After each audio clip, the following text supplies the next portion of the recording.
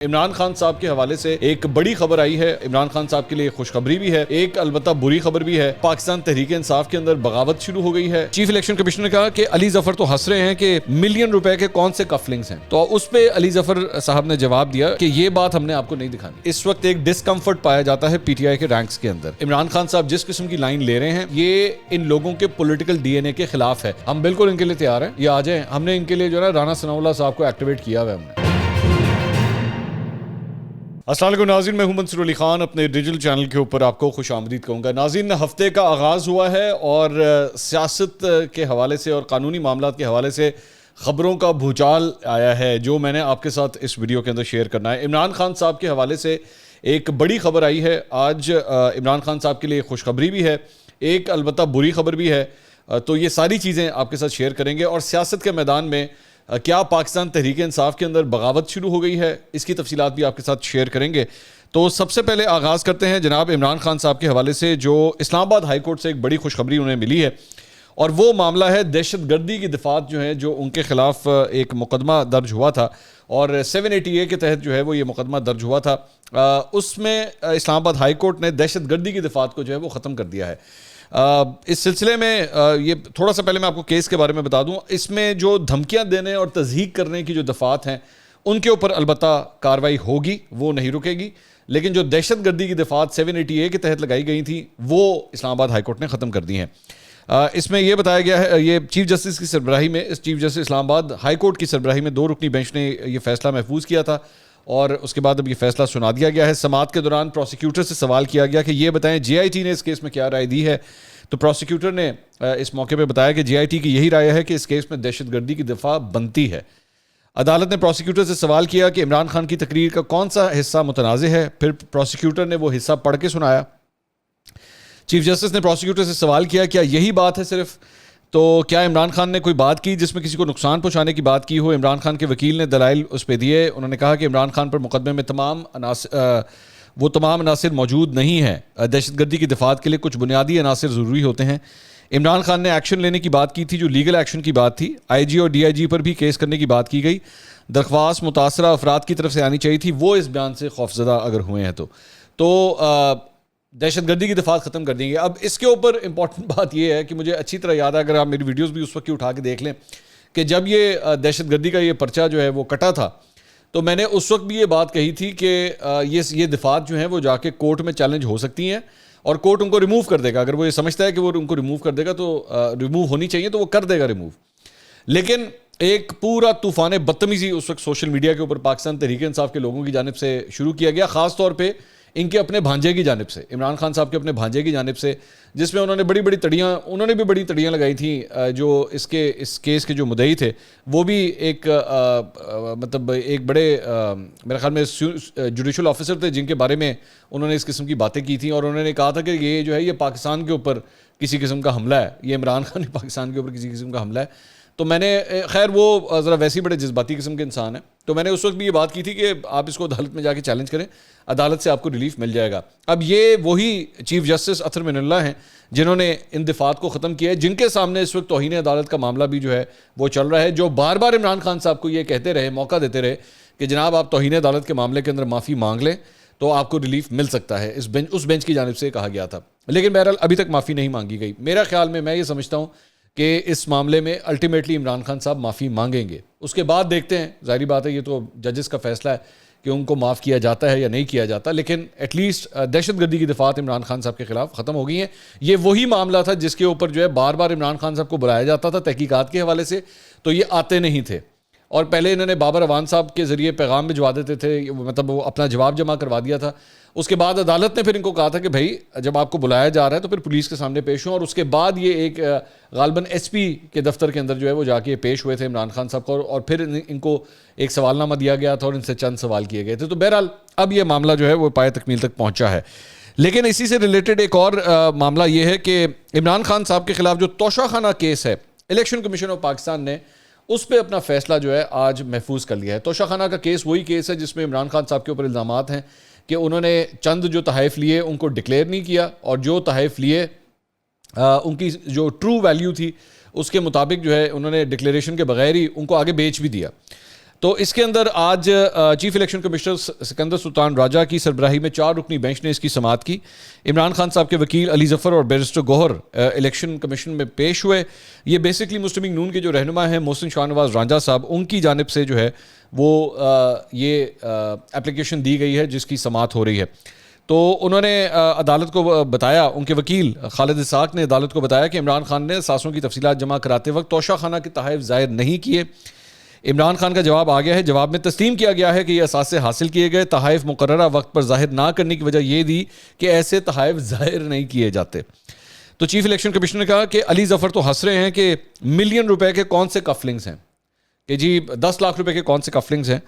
تو اس پہ خالد اسحاق صاحب جو محسن شاہ نواز رانجھا کے وکیل ہیں, انہوں نے بتایا کہ ایک کفلنگ 57 لاکھ روپے کا ہے, ایک کفلنگ صرف. تو عمران خان نے جواب میں کہا کہ ہم نے تحائف بیچ دیے. ان کا کہنا ہے کہ تحائف اس لیے ظاہر نہیں کیے کیونکہ انہیں بیچ دیا, انہوں نے تحائف کو تسلیم کیا ہے. یہ تحائف کس نے خریدے, کیسے ادائیگی کی گئی, ان کا کہنا ہے الیکشن کمیشن کا یہ دائرہ اختیار نہیں ہے. اچھا, اس پہ ان کے وکیل نے, محسن شاہ نواز رانجھا کے وکیل نے کہا کہ پیناما کیس میں نواز شریف کو بیٹے سے تنخواہ نہ لینے پر نااہل کیا گیا تھا. توشہ خانہ کیس میں کوئی چیز متنازع نہیں ہے. یہ کیس کسی اور فورم کا اختیار نہیں. الیکشن کمیشن آئین میں دیے گئے اختیار سے کیسے پیچھے ہٹ سکتا ہے. عمران خان صاحب کے وکیل علی ظفر نے دلائل میں کہا کہ کیا کسی عدالت نے ڈکلیریشن دیا کہ عمران خان صادق اور امین نہیں؟ اگر عدالت کا اس حوالے سے فیصلہ نہیں تو اسپیکر عمران خان کی نااہلی کا ریفرنس کیسے بھیج سکتے ہیں؟ الیکشن کمیشن آئینی ادارہ ہے, آئین کے تحت کمیشن قائم ہوا ہے. الیکشن کمیشن عدالت نہیں. الیکشن کمیشن کے پاس قانونی اختیارات ہیں لیکن آپ عدالت نہیں ہیں. اس پہ یہاں پہ ممبر الیکشن کمیشن نے جو ان سے سوال کر رہے تھے, انہوں نے ان میں سے ایک ممبر نے سوال کیا کہ آپ نے جو تحائف خریدے, رقم توشہ خانوں کو ادا کی, وہ رقم کہاں سے آئی؟ تو اس پہ علی ظفر صاحب نے جواب دیا عمران خان صاحب کے وکیل نے کہ یہ بات ہم نے آپ کو نہیں دکھانی کہ اس کے پیسے کہاں سے آئے. ظاہری بات ہے, وہ کیونکہ دائرہ کار کو چیلنج کر رہے ہیں کہ جی آپ ہم سے یہ سوال ہی نہیں کر سکتے, تو اس لیے انہوں نے اس کی ڈیٹیل بھی نہیں بتائیں. جبکہ ویسے تو مطلب اس میں کیا پرابلم ہے, اگر آپ نیٹ اینڈ کلین ہے, سب معاملات کلیئر ہیں, تو اس میں بتانے میں کیا حرج ہے. مطلب آئیں مجھ سے آگے پوچھ لیں, مجھ سے کوئی آگے پوچھے بھائی جان آپ کے پاس پیسے کہاں سے آئے ہیں, تو مجھ سے جو مرضی پوچھ لے. میں تو ہمیشہ ویسے پورے پاکستان کو کہتا ہوں آ جائیں. یہ اکثر جو مختلف الزامات لگاتے ہیں, ہم تو کہتے ہیں آئیں, بسم اللہ کریں, فیس ٹو فیس آئیں, مجھ سے رابطہ کریں, میں آپ کو بتاتا ہوں کہ میرے پاس کتنی جائیداد ہے, کتنے پیسے. تو خیر, عمران خان صاحب کے وکیل نے یہ نہیں بتایا کہ یہ پیسے کہاں سے آئے. اب یہ فیصلہ جو ہے وہ محفوظ کر لیا گیا ہے. اب دیکھتے ہیں کہ یہ کب سنایا جاتا ہے. ویسے آخری دفعہ جو ممنوعہ فنڈنگ کیس کا فیصلہ تھا اس میں تو بہت دیر لگی تھی, بڑی دیر کے بعد جو ہے وہ فیصلہ سنایا گیا تھا. اچھا, شہباز گل صاحب آج منظر عام پر آئے ہیں جی, یہ بھی ایک بڑی خبر ہے. شہباز گل صاحب کی آج عمران خان صاحب سے ملاقات ہوئی ہے, اور ویسے جب سے جیل سے رہا ہوئے تھے, I am pretty sure most probably, ظاہری بات ہے آپ جب ایک جیل کاٹ کے آتے ہیں تو بڑی دیر لگتی ہے آپ کو کہ آپ واپس اپنے سینسز کے اندر آئیں. تو میرے خیال میں اب now he must be feeling much better. تو آج ان کی عمران خان صاحب سے بالآخر ملاقات ہوئی ہے. اب دیکھیں کہ کیا وہ سیاسی طور پہ اپنے آپ کو دوبارہ متحرک کرتے ہیں, دوبارہ ایکٹیو ہوتے ہیں یا نہیں ہوتے. اچھا, اس کے علاوہ ایک اور خبر یہ ہے جناب کہ ایکچولی یہ 2 خبریں ہیں, اور 2 خبروں کو میں کمبائن کر کے آپ کے سامنے پیش کرتا ہوں. ایک تو جنگ کے اندر یہ خبر آئی ہے کہ پاکستان تحریک انصاف میں اینٹی اسٹیبلشمنٹ بیانیے میں دھڑے بندی اس کی وجہ سے ہو گئی, اور یہ عمران خان صاحب کے لیے ایک نیا چیلنج ہے. میں ایکچولی اس کے اوپر پچھلے 2 دن سے بات کر رہا ہوں, اور میں نے بار بار آپ کو اس کا ذکر بھی کیا ہے کہ اس وقت ایک ڈسکمفرٹ پایا جاتا ہے پی ٹی آئی کے رینکس کے اندر کہ عمران خان صاحب جس قسم کی لائن لے رہے ہیں یہ ان لوگوں کے پولیٹیکل ڈی این اے کے خلاف ہے. یہ پرابلم نون لیگ کو بھی رہی ہے, یہ نہیں ہے کہ یہ صرف پاکستان تحریک انصاف کے ساتھ ہے. وہ جو جب نون لیگ نے اپنا وہ بیانیہ لیا ہوا تھا نا, وہ خلائی مخلوق تو کیا کہتے ہیں, اور فوج کے خلاف جو نام بھی وہ لوگ لے رہے تھے اس وقت کے آرمی چیف اور D G I S I کے حوالے سے, تو اس وقت نون لیگ کے اپنے رینکس کے اندر بھی جو ہے یہ کافی پرابلم پائی جاتی تھی. اور خاص طور پہ وہ لوگ جو شہباز شریف کے گروپ کے ساتھ تصور کیے جاتے ہیں, وہ نواز شریف اور مریم نواز کے اس بیانیے سے بڑے انکمفرٹیبل تھے اس وقت. یہی پرابلم اب عمران خان صاحب کو پاکستان تحریک انصاف کے اندر آ رہی ہے. جنگ کے اندر بیسکلی یہ خبر یہی ہے کہ کور کمیٹی کے اجلاس میں بھی یہ اعتراف کیا گیا ہے کہ پاکستان تحریک انصاف کے بعض ارکان جو ہیں وہ اسٹیبلشمنٹ سے ملے ہوئے ہیں, اور انہیں اینٹی اسٹیبلشمنٹ بیانیہ جو ہے وہ قبول نہیں ہے. انہوں نے عمران خان صاحب نے اپنے پارٹی کے اراکین کو وارننگ دی ہے کہ وہ انہیں بائی پاس نہ کریں, لیکن اس سے کوئی فرق نہیں پڑے گا کیونکہ جو ارکان اسٹیبلشمنٹ سے رابطے میں ہیں وہ کبھی بھی اینٹی اسٹیبلشمنٹ بیانیے کی تائید نہیں کر سکتے. اور آپ یقین کیجئے کہ میری اطلاعات کے مطابق بہت بڑے بڑے نام ہیں, بہت بڑے بڑے نام ہیں اس معاملے کے اندر جو کبھی بھی اینٹی اسٹیبلشمنٹ لائن لے کے زندگی میں کبھی نہیں چلے. تو اب اگر آپ ان سے تصور کریں کہ اب وہ یہ سب کچھ کرنا شروع کر دیں گے تو یہ اتنا آسان نہیں ہوگا. عمران خان صاحب نے ایک اور خبر میں لکھا ہے کہ عمران خان صاحب نے وزیر اعلیٰ پنجاب پرویز الہی کو یہ مشورہ دیا ہے کہ اس سے قبل کہ گورنر انہیں اعتماد کا ووٹ حاصل کرنے کا کہیں, وہ خود اعتماد کا ووٹ جو ہے حاصل کر لیں گے. یہ وہی والا فارمولا ہے جو عمران خان صاحب نے خود بھی اپنایا تھا.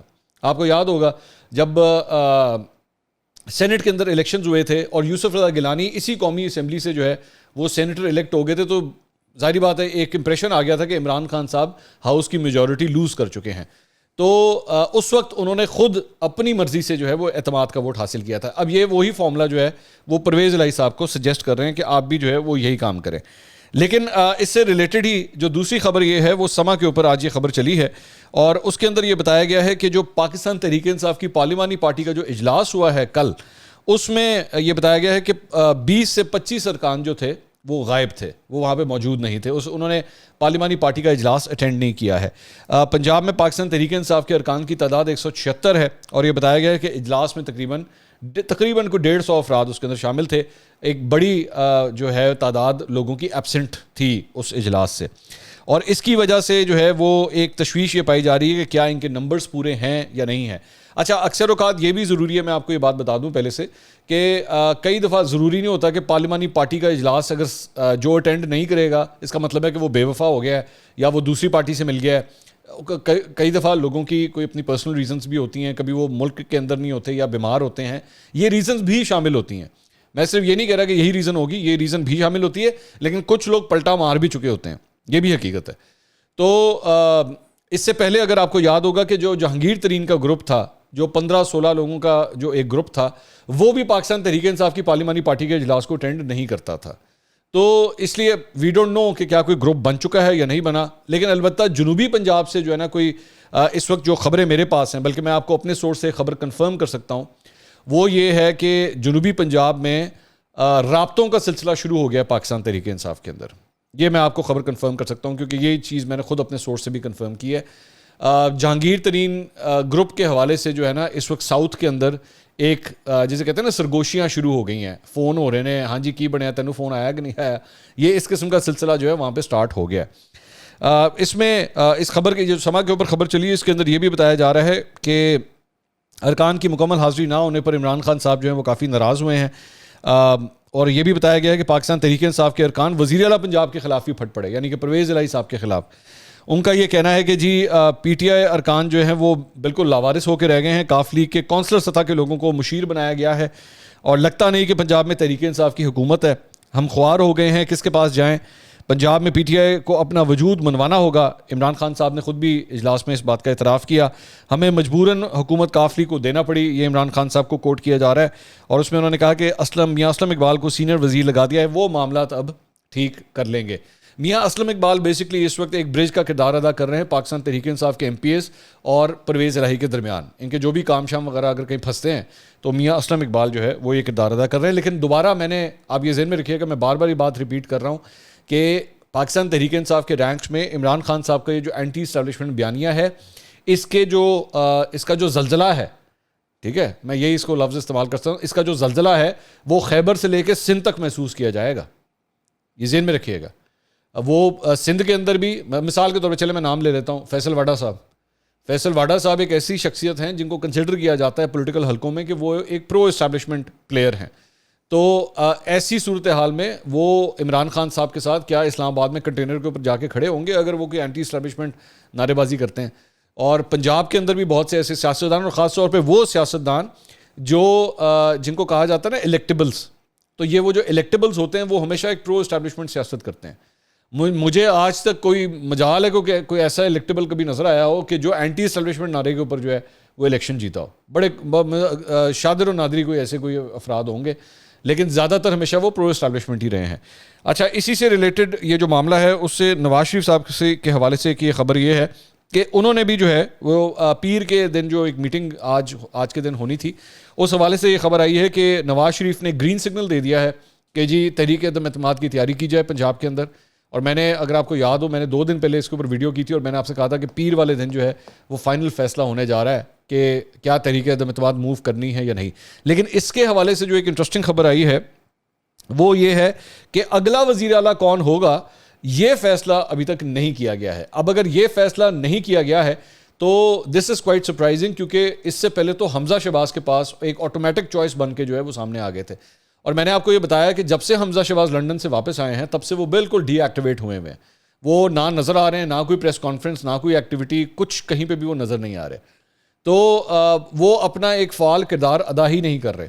اور یہاں سے بھی اب یہ خبر آ رہی ہے کہ جی اگلا وزیر اعلیٰ کون ہوگا یہ چیز جو ہے ابھی تک فائنلائز نہیں کی گئی. البتہ نواز شریف نے یہ کہا ہے کہ جی آپ اس معاملے کو ایکٹیویٹ کریں. اور دوسری بات جو ایک اور چیز آپس میں ڈسکس ہو رہی ہے وہ بھی یہی ہے کہ عمران خان صاحب کی کسی دھمکیوں تڑیوں کو جو ہے وہ ایکسیپٹ نہیں کیا جائے گا. بلکہ اس میں آپ کو یہ بھی خبر دے دوں, کل آصف کرمانی صاحب میرے شو کے اندر تشریف لائے ہوئے تھے, مسلم لیگ نون کے جو رہنما ہیں. تو میں نے ان سے یہ سوال کیا کہ جی عمران خان صاحب تو بس آنے والے ہیں, وہ کسی وقت بھی کال دینے والے ہیں اسلام آباد آنے کے لیے, تو کیا کریں گے آپ لوگ؟ تو انہوں نے تو آگے سے بلکہ کہا کہ جی یہ آ جائیں, اپنا شوق پورا کر لیں, ہم بالکل ان کے لیے تیار ہیں, یہ آ جائیں. ہم نے ان کے لیے جو ہے نا رانا ثناء اللہ صاحب کو ایکٹیویٹ کیا ہوا ہے ہم نے. تو لگ اس طرح رہا ہے کہ میری جو خبریں میرے پاس جو آ رہی ہیں اس کے مطابق اتحادی حکومت بھی جو ہے انہوں نے بھی یہ فیصلہ کر لیا کہ جناب ہم جو ہے وہ اتنے کوئی بیٹھ کے جو ہے نا بطخ کی طرح نہیں ہم بیٹھے رہیں گے کہ آپ جو بھی ترن والا آپ ہمیں سمجھ لیں گے, ہم بھی آگے سے ریاکٹ کریں گے. اور یہ حقیقت ہے کہ اگر یہاں پہ عمران خان صاحب اس قسم کی کال دے رہے ہیں, اگر ایسی کوئی کال مثال کے طور پہ مولانا فضل الرحمان نے دے دی یا دیگر جماعتوں نے دے دی کہ جی آئیں جی پھر ہم بھی اسلام آباد آ رہے ہیں, اگر یہ اسلام آباد کا محاصرہ کرنے کے لیے آ رہے ہیں تو ہم اس محاصرے کو چھڑانے کے لیے آ رہے ہیں, تو ایک بڑی کشیدہ صورتحال جو ہے وہ ڈیولپ ہو سکتی ہے. سو گیم جو ہے نا وہ آپ یہ سمجھ لیجئے کہ اب یہاں تک پہنچی ہوئی ہے. انشاءاللہ اگلی ویڈیو میں دوبارہ ملاقات ہوگی. اللہ حافظ.